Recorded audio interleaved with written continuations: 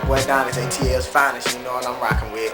CDR, PNC Radio. If you ain't listening to that, shout out, I don't know what you're listening to. You must want to go deaf or something, shout out. This is the truth, CDR, PNC Radio, let's go. Oh man, right now, man, I'm just, we just trying to kill it for everybody, you know what I mean? We dropped the snack packs, which were a video and a new song. We drop those like every month.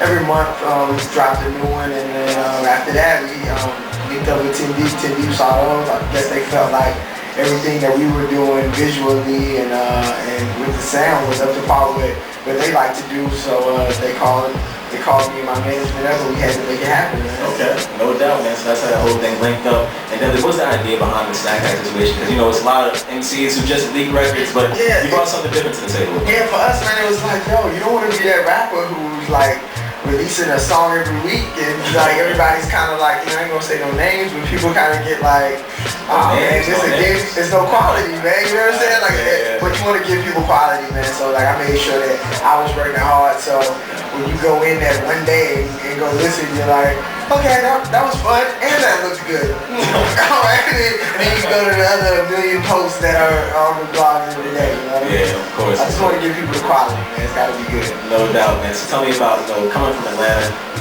We've had other ATL MCs up here at the show, and we talked to them about, just the atmosphere of hip hop in Atlanta. Because PNC, CDR are up here in New York, and so the grind is like 24/7. MCs are always on their grind. It's kind of the same busy, like I gotta, get to the money, get to the music kind of situation. Yeah, it's the same busy, man. It's just in a different environment. And I think like you all are very running around. We're like, we're gonna go get some Waffle House.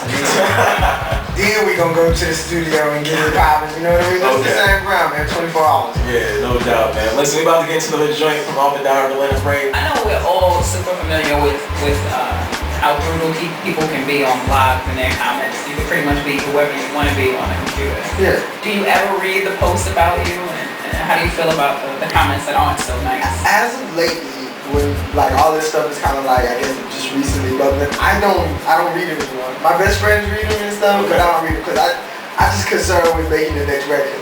Because like the first day it dropped, I was reading, I was like, yeah, I was like, yeah, everybody fucking with me. It was amazing.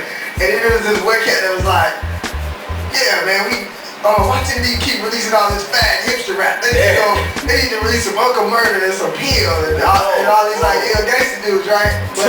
But then like we had to reply that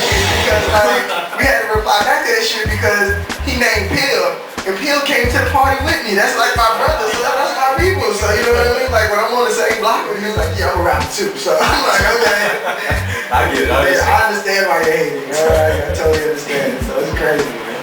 How do you feel about the comparisons to artists like 3 Stacks? And what do you do to stay as original as you can? I feel like an intellectual guy from Atlanta who raps well is always compared to Is that true? It's like, wow, you use some good grammar there. You're like 100. It's like, nah, man. I just do me, you know what I mean? Like I go in the booth and nobody ever picks beats for me or nothing like that, and I'm not looking to sound like anybody. Coming into all this and trying to do your own thing, did you feel any pressure partnered up with Cindy to do as well as Cudi did with his project? No offense to Cudi, but my thing was to do that, to make sure my mixtape was better than the mixtape about Method, and to make sure it was better than a kid named Cudi. That was like the second thing on my agenda. The first thing was to make quality music and make it like an album, because when Drake came in, I saw dudes with record deals get nervous. Like for me, it was just like, oh, somebody's dope, good, cause you know what, I'm finna come in and I'm gonna get it poppin'. Like, competition don't scare me, man. I came to win. It shouldn't. Yeah, like if you're good, like if you suck, then yeah, we nervous. I gotta ask this question because it's one of the first songs we played from the new mixtape. Okay. How many things have you popped? The number is endless. How many things we spend? Poppin' Things is like the ill strip club anthem. I'm from the city. I'm from the home of the strip clubs. You know what I mean? So in Atlanta, like they get butt naked. Like that just is what it is. They get it poppin'. Mike Waxx, illroots.com. You do this thing, Twitter.com/Mike Waxx. Of course, there's in the building. We got Donnis, man. So I'm gonna let Mike Waxx just take over real quick for a second. Alright, so I don't have much to ask. I'm kind of like a simple person, you know. I don't have any answers. I'm a simple person. And it should be the perfect interview. I wonder how you got these features on the mixtape. You got what, Bun B? Got Colin. I talked to Colin a few days ago about it. He was like pretty excited about it. Right. You got Marsha Ambrosius and am I missing? Brandon Hines. Yeah, and you got Justice League. And you got Needles. So how did you get these? Yeah. How did you meet all these people and get these people to be down on the project? Just constant grinding, man, between me and my management. Just like, you know, you don't just like, your manager just don't write somebody and they be like, yeah, sure. I know this strange person is, I know what that's like. Yeah, so it's like, for me, it was just like constantly proving myself and playing them records and like, it just was like a trickle effect, and it just trickled down. Like, you know, I met Just, and I met Marsha a while back or whatever, and just like on some chill stuff in the studio.